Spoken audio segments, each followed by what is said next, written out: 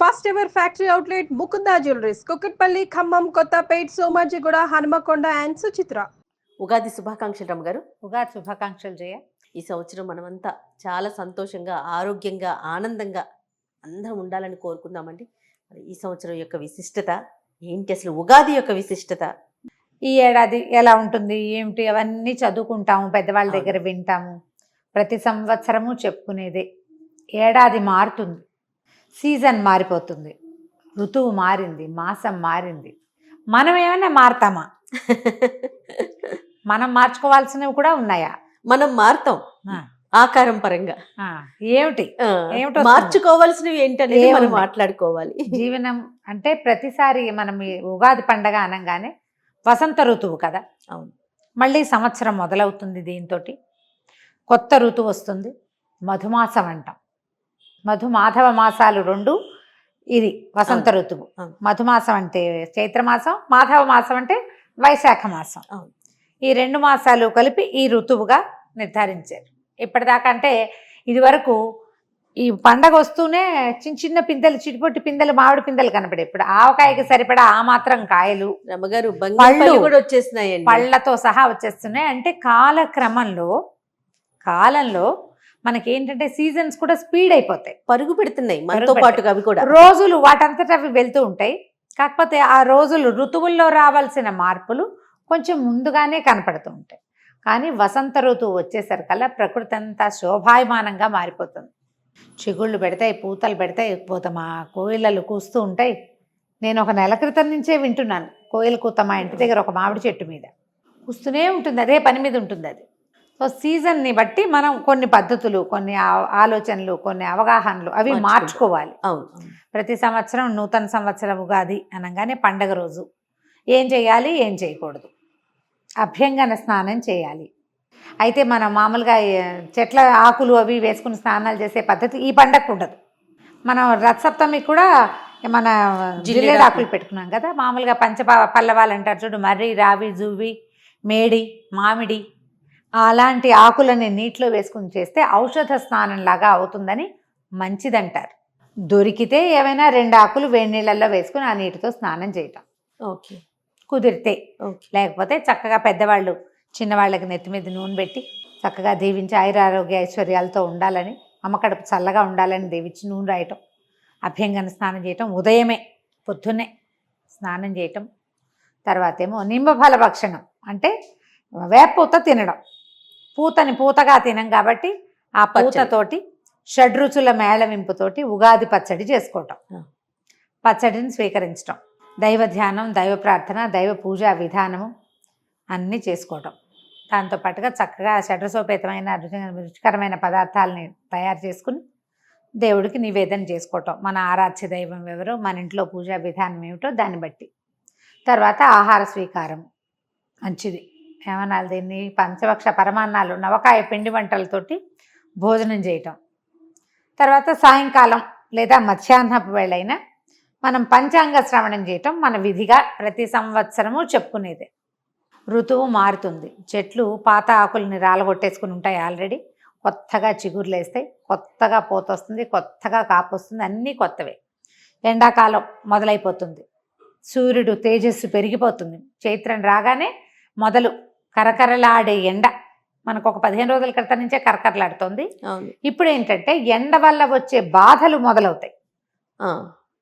దీన్ని సబ్సైడ్ చేయడం కోసం, ఎండాకాలంలో వచ్చేటువంటి రకరకాల అనారోగ్యాలని తగ్గించుకోవటం కోసమే మనం ఈ వేప పూత తినటం, వేప చెట్ల గాలిని ఆస్వాదించటం, మామిడి రెమ్మలతో పాటుగా వాకిలికి తోరణాలు కడతాం, మామిడి రెమ్మలు, వాటితో పాటుగా వేప కొమ్మలు కూడా కట్టుకోవటం. మేము మాత్రం యథావిధిగా ఇంత ఇది తెప్పించుకుంటాను జయ. నేను, నాకు వేపగాలి మహా ఇష్టం. ఈ ఏర్పాటు చేసుకోవటం, వేపాకులు చక్కగా వాకిళ్ళు తుడిచి ముగ్గులు వేసుకోవటం, ఇవన్నీ మనం ఏటా ఎప్పుడు పండక్కి చేసేవి. అవును. అయితే ప్రతి సంవత్సరము మనం ఒక కొత్త ఆలోచన చెయ్యాలి. ఇప్పుడు ఈ సంవత్సరం మనం ఏం చేస్తాం, ఇది వింటాం కదా ఈ పండక్కి, పంచాంగ శ్రవణం చేయటం వల్ల ఒక విశేషమైన ఫలితం ఉందని చెప్తారు. నిరుడు కూడా ఈ మాట చెప్పినట్టే గుర్తుంది నాకు. అవును. మన జాతకాల్లో ఏవైనా దోషాలుంటే పంచాంగ శ్రవణం వల్ల అవి తగ్గిపోతాయంటారు. ఈ ప్రత్యేకమైన రోజున మనం ఇది వింటే అవి తగ్గిపోతాయి. ఓహోహో. మనకేవో గ్రహదోషాలు ఉన్నాయి, అవునవును. ఎవరో గురువు నీచంలో పడ్డాడు, ఇంకోళ్ళు ఎవరో ఉచ్చంలో పడ్డారు. వాళ్ళు ఉచ్చంలో ఉండి వీళ్ళ నీచంలో ఉన్నా మనకి సమస్యలు వస్తాయి. రాజపూజ్యం 2, అవమానం 16 ఉంది. అదే కదా చూస్తాము. అవును. అప్పుడు కొంచెం బ్యాలెన్స్ అవుతాయి, సమస్యలు తగ్గుతాయి. పంచాంగ శ్రవణం విధిగా చేయాలి. పంచాంగాన్ని ఇది మన ఉగాదికి కవి సమ్మేళనం చేయటం కూడా మన వాళ్ళు అదొక ఆచారం, ఒక సంస్కృతి కింద. స్నేహితుల్ని కలుసుకోవటం, లైక్ మైండెడ్ పీపుల్ తోటి మాట్లాడటం. ఓకే. దీంతో పాటుగా పండగ రోజు కొట్లాడుకోవద్దు, పొట్లాడుకోవద్దు, గొడవ పడద్దు. ప్రతి పండగకి చెప్తాం. ఈ ఉగాది పండగ ఏంటంటే సంవత్సరపు మొదటి రోజు కాబట్టి సాధారణంగా పెద్దవాళ్ళంతా చెప్తారు, తొలి రోజున సరిగ్గా ఉంటే మళ్ళీ రోజు కూడా సరిగ్గానే ఉంటుంది. తొలి రోజు సరిగ్గా ఉండాలంటే పండగ రోజున సక్రమంగా ఉండాలి. ఏదో చిన్న విషయం మీద చిలికి గాలివాన చేసుకుని కొట్లాడుకోవద్దు. ఏవైనా గొడవలు ఉంటే సార్ట్అవుట్ చేసేసుకోండి. వస్తువులు పడేసుకోవటం, పారబోసేసుకోవటం, ఎక్కువ వండి పడేయటం లాంటివి చేయబోకండి. మనం జాగ్రత్త వహించవలసింది. స్నేహితులతోటి ఏదైనా ప్రాబ్లమ్స్ ఉంటే వాటిని సార్ట్అవుట్ చేసుకోండి. చుట్టాల్లో ఉన్నా కూడా చక్కగా కలిసి ఒక ఇద్దరు ముగ్గురు స్నేహితులను వెళ్ళి చూసి రావటము, కాస్త అట్లా వ్యాహ్యాలుగా బయటికి నడిచి వెళ్ళటము, చల్లగాలి, దేవాలయ సందర్శనం చేయటము. తొలి రోజున చేసాం దేవాలయ సందర్శనం, మనసు ప్రశాంతంగా ఉంది. ఏడాదంతా ప్రశాంతత ఉంటుంది, న్యాచురల్లీ సహజంగా జరగడం అవకాశం ఉంది. లేదా మనకే ఏదైనా గొడవ వచ్చినా పండగ రోజున హాయిగా ఉన్నాం, ఇవాళ ఏమిటి ఇలా ఉన్నాం అని సర్దుకుంటాం. కనీసం సర్దుకునేందుకు అవకాశం ఉంది. మైండ్ సెట్ ఇట్లా ఉంచుకోవాలి. ఈ చెట్లు ఎలాగైతే కొత్తగా చిగుర్లేసి మళ్ళీ పూయటానికి కాయడానికి సిద్ధపడతాయో అలాగే మనం చేసిన తప్పులు ఏమైనా ఉంటే వాటిని వెనక్కి వదిలేసి మళ్ళీ జీవనారంభానికి చూసుకోవాలి. మనకి ప్రకృతి అదే కదా చూపిస్తుంది. ఏటా చూస్తాం, కానీ మనం ఏం చేస్తామంటే తప్పు నెమరేసుకుంటూ ఉంటాం, గుర్తు చేసుకుంటూ. పొరపాట్లు తప్పులేమో పునరావృతం చేస్తాం, దుస్సంఘటనలేమో ఎంతసేపు నెమరు వేసుకుంటూ ఉంటాం, పోట్లాటలు నెమరేసుకుంటాం. మానేయాలి. అది ఏది ఆగదు, కాలము ఆగదు.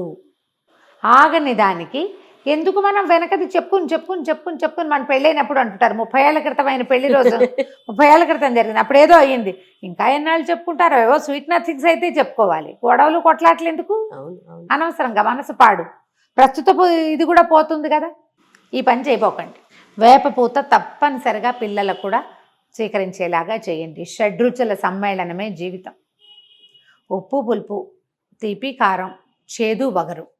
చేదు తిన్నాక వగరు మిగులుతుంది, అవును కదా. కానీ మనకు తెలుస్తుంది. ఈ చేదుని వగర్ని కూడా మన జీవితాల్లో కలుపుకోండి. అన్నీ స్వీకరించాలి. ఎందుకంటే ఈ కాలంలో ఏంటంటే ఒకరోజు కింద అవుతుంది, ఒకరోజు మీద అవుతుంది. పగలు రాత్రి లాగానే జీవితంలో ఇన్ని రుచులు వస్తూనే ఉంటాయి. ఏదైనా ఒకే రుచి ఉండిపోదు ఎల్లకాలం, ఒకదాని తర్వాత ఒకటి ఉంటుంది కదా. అందుకని ఈ షడ్రుచుల సమ్మేళనమైన పచ్చడిని ఇప్పుడు తినిపిస్తారు. మనం ఏటా ఇవే మాటలు, ఇవే కబుర్లు, ఇదే విషయం మాట్లాడుకుంటూ ఉంటాం. ప్రతి పండగ రోజున అభ్యంగనం చేయాలి, ఇలా మంచి మాట్లాడుకోవాలి, దేవతార్చన చేయండి, భగవత్ సాన్నిధ్యంలో కొంచెం సేపు గడపండి, ఇంటిల్ పాది చక్కగా స్నేహంగా ఉండండి. చెప్తూ ఉంటామా, చేస్తూ ఉంటున్నామా లేదా, అదే ఆలోచించుకోవాలి. అది కదా ఆలోచించాలి. ఆలోచించండి. పండగకి 2 రోజుల ముందు నుంచే మనం ప్రిపరేషన్ మొదలు పెడతాం కదా. ప్రిపరేషన్ చేసేటప్పుడు ఏం చేస్తాము, నీట్గా లేని దాన్ని సరి చేసుకుంటాం, ఇల్లు ఉడిచేస్తాం, తుడిచేస్తాం, ముగ్గులు పెట్టేస్తాం, వాకిళ్ళకి చక్కగా పసుపులు రాస్తాం, తోరణాలు కడతాం, కొత్త ఇవి అలంకారాలు చేస్తాం, దుప్పట్లు గిప్పట్లు అన్నీ కొత్త వేసుకుంటాం. కొత్త బట్టలకి చాలా మంచిది ఉగాది పండగ. కొత్త బట్టలకి పసుపు పెట్టి చక్కగా కొత్త బట్టలు వేసుకుంటాం. ఇవన్నీ కొత్తవి చేస్తున్నాం కదా, ఇవన్నీ బాగు చేస్తున్నాం కదా. మానవ సంబంధాలు కూడా బాగు చేసుకోవద్దు. ఖచ్చితంగా పాత కక్షలు, కార్పణ్యాలు, గొడవలు అన్నీ వదిలేసి మళ్ళీ ఫ్రెష్ స్టార్ట్. అంతే. నేను ఒకనే స్టార్ట్ చేస్తే సరిపోతుందంటే లేదు, వాళ్ళకు కూడా చెప్పండి, అందరికీ ఇదే మాట. అంతే కదా. పోనీ అడిగేదో మన వైపు నుంచి వేద్దాం. అదే అంతే కదా. మనం స్టార్ట్ చేస్తే ఆటోమేటిక్గా తొలెడుగు మనం వేస్తే మలెడుగు ఎక్కడో చోట పడుతుంది. చేయాలిగా, ఖచ్చితంగా చేయాలండి. ఇలా ఆలోచించాలి. ఇప్పుడు మనకి ఇప్పుడు మన వైపే కాకుండా నార్త్ ఇండియాలో కూడా అంటే రాముడు తిరిగి వచ్చిన రోజని భావిస్తారు వాళ్ళు. అందుకని ఏం చేస్తారంటే మన శ్లోకాల్లో కూడా చెప్పబడింది నిమ్మఫల భక్షణము, తర్వాత ఏమో ఇది పతాకావిష్కరణ, మన ఏమనాలి దాన్ని, జెండా, కాషాయ జెండా ఎగరేస్తారు. ఓంకారం కానీ స్వస్తికం కానీ రాసి ధ్వజారోహణ అంటారు. ధ్వజారోహణం అంటే ఈ రోజున కాషాయపు జెండా, కాషాయము హిందుత్వానికి ప్రతీక, అవును, మన భారతదేశానికి ప్రతీక. దాంట్లో ఓంకారం కానీ స్వస్తిక్ కానీ ఏదైనా ఒక దాన్ని రాసి ఎగరేస్తారట. ఎగరవేసే వాళ్ళు ఇదివరకు ఇంటి మీద ధ్వజారోహణ చేసాం. లాస్ట్ ఇయర్ ఈ సంగతి విని మా ఫ్రెండ్ ఒకడు చెప్పాడు నాకు, మేము ఇవాళ తింబఫల భక్షణ చేసాం, ధ్వజారోహణ కూడా చేసాం, మా ఇంటి మీద కాషాయ జెండా ఎగరేసాము అని. ఓకే. అంటే ఇది హిందుత్వము అని భావించకండి, మనకు పురాతన కాలం నుంచి ఉన్నదే. హిందుత్వ భావాల్ని పెంచి పోషించటం కాదు. మనం ఈ రోజున అలా రాముడు అయోధ్యకి తిరిగి వచ్చిన రోజట ఈ రోజు, అందుకని వాళ్ళు పండగ చేసుకునేవాళ్ళు, వాళ్ళు ఇలా చేసుకున్నారు. మనం కూడా చేయొచ్చు, ఆసక్తి ఉన్న వాళ్ళు చేయండి. లేకపోతే మన మామూలు పద్ధతి ప్రకారమే వాకిళ్ళకి పసుపులు రాయటం, వాకిట్లో చక్కగా ముగ్గేసుకోవటం, పువ్వుల దండలు కట్టడం, మామిడి మండలు వేప మండలు కట్టుకోవటం, వేప పువ్వు తెచ్చుకోవటం, చక్కగా బాగు చేసుకుని కాస్త చింతపండు పులుసు, అందులో వేప పూత కలిపి, తర్వాత ఉప్పు బెల్లము, ఇదివరకు మిరియాలు వేసేవాళ్ళు, తర్వాత కాలంలో పచ్చిమిరపకాయ వేసుకుంటున్నాము మన వాళ్ళ. తర్వాత పచ్చిమిర్చి అలవాటు అయిపోయింది కదా. దీంతో పాటుగా చిన్న మామిడికాయ, లేత మామిడికాయ పిందెలు సన్నటి ముక్కలు తరిగి అవి కూడా కలుపుకోవటం. నేనైతే ఎవ్రీ ఇయర్ చెప్పేది 2-3 అరటిపళ్ళు వేసుకుంటాను, నేను బైండింగ్ బాగుంటుందని.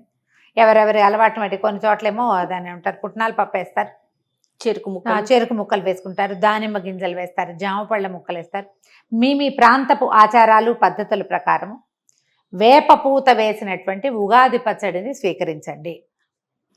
గొడవలు లేని ఉగాది పండగ, ఆరోగ్యాన్ని కలిగిన ఉగాది పండగ మన సొంతం కావాలి అనుకోండి. పండగ బాగుంటే ప్రతిరోజు పండగగానే ఉంటుంది. పైగా ఇటీవల కాలంలో ఏంటంటే మనకు కొన్ని ఏళ్లుగా న్యూ ఇయర్ January 1st ఇచ్చిన ప్రాధాన్యత మనం ఉగాది పండగకి ఇవ్వటం లేదు. పిల్లల్లో కొంచెం ఉత్సాహం తగ్గుతుంది. ఉత్సాహం పెద్దవాళ్ళు మనం చేయకపోబట్టే కదా ఇంట్లో పిల్లలకి తెలియకపోవటం. అందుకని ఇది మన దేశపు పండుగ, మన పండుగ. పైగా December 31st January 1st వెదర్లో వచ్చే డిఫరెన్స్ ఏం లేదు. అవును, డిసెంబరు జనవరి పేర్లు మారుతాయి, ముందు రోజు చలే మర్నాడు చలే. మనకి చూడండి మా ఫాల్గుణ మాసం చైత్ర మాసానికి ఎంత డిఫరెన్స్ వచ్చేస్తుందో. అవునండి, డ్రాస్టిక్ చేంజ్ కనిపిస్తుంది, విపరీతమైన మార్పు కనిపిస్తుంది. పండగ వెళ్ళిన 3వ రోజు నుంచి కాలడం మొదలు పెడుతుంది. మనకి వెదర్లో వచ్చే మార్పుని తెలుసుకోవాలి. పైగా ఇప్పుడు ఎండాకాలం ఏంటంటే మనకి ఎండ వల్ల వచ్చేటువంటి బాధలు ఎక్కువ వస్తాయి, ఆట్లమ్మలు, పొంగులు, అలాంటి జ్వరాలు వస్తాయి, స్కిన్ ప్రాబ్లమ్స్ వస్తాయి. దానికి వేపపూత మందుగా పనిచేస్తుంది. వేపపూతని అమృతంగా భావించాలి. చక్కగా మంచి ఎండిన వేపపూతను సేకరించుకోండి, అట్టి పెట్టుకోండి. సంవత్సరంలో కొన్ని నెలలు బాగా వర్షాలు తగ్గి చలి ముదిరేదాకా కూడా నెలకోసారి తినచ్చు. ఈ సీజన్లోనే వేపపూత దొరుకుతుంది కాబట్టి పూతను సేకరించి పక్కన పెట్టుకోండి. వేపపూత సేకరించడం, దాన్ని వేయించుకుని ఎలా తింటామో కావాలంటే మనం కిచెన్లో ఒకసారి చూపిద్దాం. తప్పకుండా అండి. ఆ వేపపూత అప్పుడప్పుడు ఒక చిటికెడు అంతైనా నోట్లో వేసుకోండి. నేనైతే పచ్చి వేపపూతే తింటాను. ఎప్పుడు అంటారు కదా, తింటాను, నేను చాలా ఇష్టం నాకు. ఆ చేదుని ఆస్వాదించడం నేర్చుకోండి, అది ఒంటికి చాలా మంచిది. పండగలో భాగంగా దాన్ని కూడా తీసుకుంటాం.